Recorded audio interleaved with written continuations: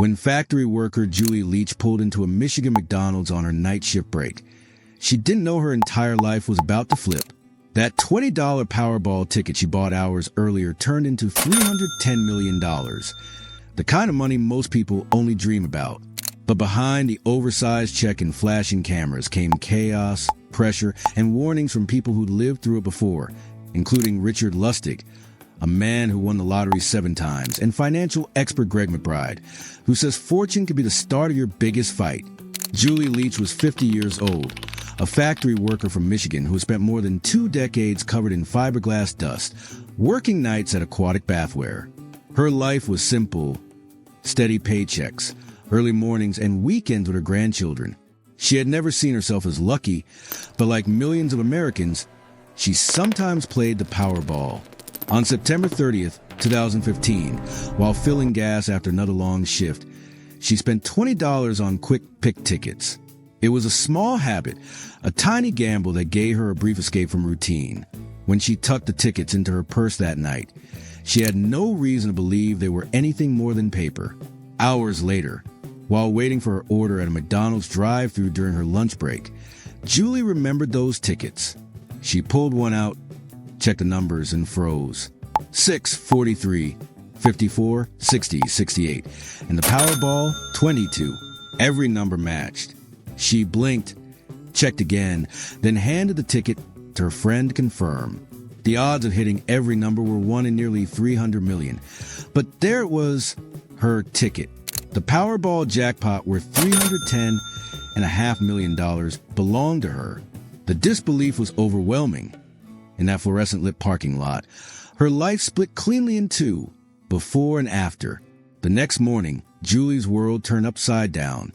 She called her supervisor and said the words every worker dreams of: "I quit." After 23 years of night shifts and callous hands, she walked away from the factory floor for good. By noon, her name was already spreading through the media. Friends texted her congratulations, co-workers cheered, and by the end of the day, she was standing behind a podium holding an oversized check, blinking under the glare of flashing cameras. Julie later said she didn't even want to go public. But in Michigan, lottery winners are legally required to reveal their identity. That moment of forced fame marked the beginning of her new reality. Within hours, her face was everywhere, on news broadcasts, magazine covers, and social media feeds. Cameras parked outside her home. Reporters waited at her local grocery store, and her phone wouldn't stop ringing. The celebration that started with laughter turned into a storm of attention. Neighbors, old classmates, even distant relatives she hadn't heard from in years began reaching out. Strangers sent letters asking for help, donations, or just a loan. For Julie, it was the first time she realized that wealth doesn't just change your finances. It changes how the world sees you. What followed was a wave of requests unlike anything she could have imagined. Some were heartfelt, friends needing help with bills or relatives asking for college money. Others were manipulative, cloaked in guilt or desperation. Financial analyst Greg McBride of Bankrate later explained that this is where most lottery winners begin to spiral. It is not the spending that destroys them, it is the pressure. Julie, however, tried to stay grounded. She wanted to help her family first, her children and 11 grandchildren. "I just want them to have it easier than I did," she said. But as word spread about her generosity, so did jealousy. Every decision she made sparked rumors about who got what and who did not. Within weeks, she started keeping to herself, realizing that not everyone cheered for her success. By the time the noise reached its peak, Julie was already overwhelmed. And that was when Richard Lustig entered the conversation. A Florida man famous for winning the lottery 7 times, Lustig became a voice of reason amid the chaos. He offered every new winner the same 3 rules. First, hire a lawyer, an accountant, and a financial planner before spending $1. Second, stay anonymous if your state allows it, and if not, speak publicly only once. Third, make a budget and follow it like your life depends on it. The jackpot isn't a finish line, he warned. It's the starting point of the hardest race you'll ever run. His advice wasn't about fear. It was about survival. Lustig had seen too many people go broke not because they were reckless, but because they trusted the wrong people. Greg McBride chief financial analyst at Bankrate, became one of the first experts to publicly dissect Julie Leach's win. His tone was calm, almost surgical, but his message cut straight through the excitement. Everybody you've ever crossed paths with is going to call you, and even some you've never met will be looking for a handout. To McBride, the lottery wasn't a miracle, but an instant stress test. He often compared sudden fortune to a flash flood. It fills every corner of your life before you even realize it is rising. The difference between safety and destruction, he said, is preparation. You need a plan before the water hits. He explained that most new millionaires make the same fatal mistake. They try to handle the money the same way they handle their paychecks. They keep their normal checking accounts, trust verbal promises, and underestimate how quickly generosity drains a balance. McBride's solution sounded simple but carried the weight of experience. Turn wealth into structure. Create a system that decides for you: budgets, trusts, automatic investments.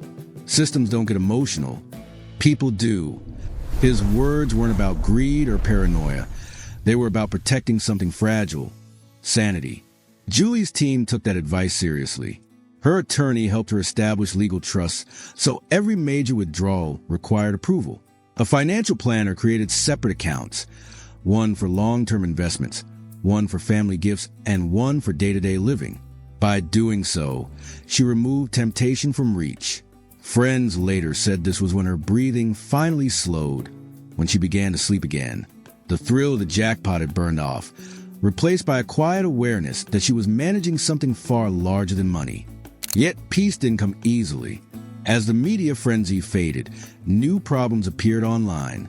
Within weeks of her win, fake social media profiles began using Julie's name and photo to run giveaway scams. Some claimed she was sharing part of her fortune with followers.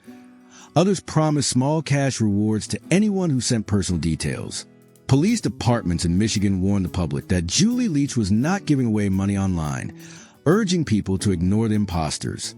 For Julie, it was another invasion. Strangers were now using her identity to deceive others, turning her brief moment of happiness into a weapon for fraud.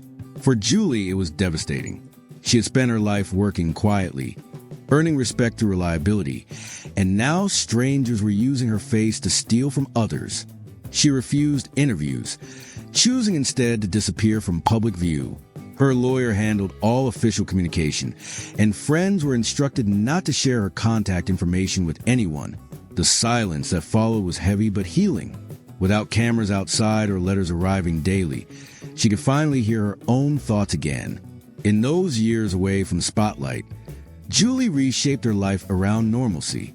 She bought a comfortable home in western Michigan, a modest property surrounded by tall trees and a long gravel drive. There were no golden gates, no luxury cars parked outside, just privacy. She woke early, made breakfast, and visited her grandchildren as if nothing extraordinary had happened. Every December, she funded small scholarships for local students studying trades or nursing, always anonymously. Her donations never came with her signature. She wanted gratitude directed somewhere else. When neighbors occasionally whispered that she still lived nearby, few believed it. To them, a lottery winner had to vanish into mansions and headlines, not blend quietly back into the community. The experts who once analyzed her would often pointed to her case as rare success.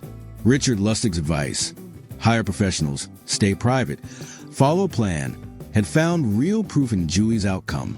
Greg McBride later summarized it best in the financial column. Julie Leach did something remarkable. She didn't let the money rewrite her identity.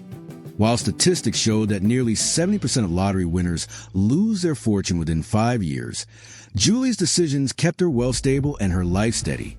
She didn't chase luxury. She chased calm. Years later, her name resurfaces every time Powerball fever grips the nation. News anchors mention the Michigan factory worker who walked away with hundreds of millions and somehow avoided the curse.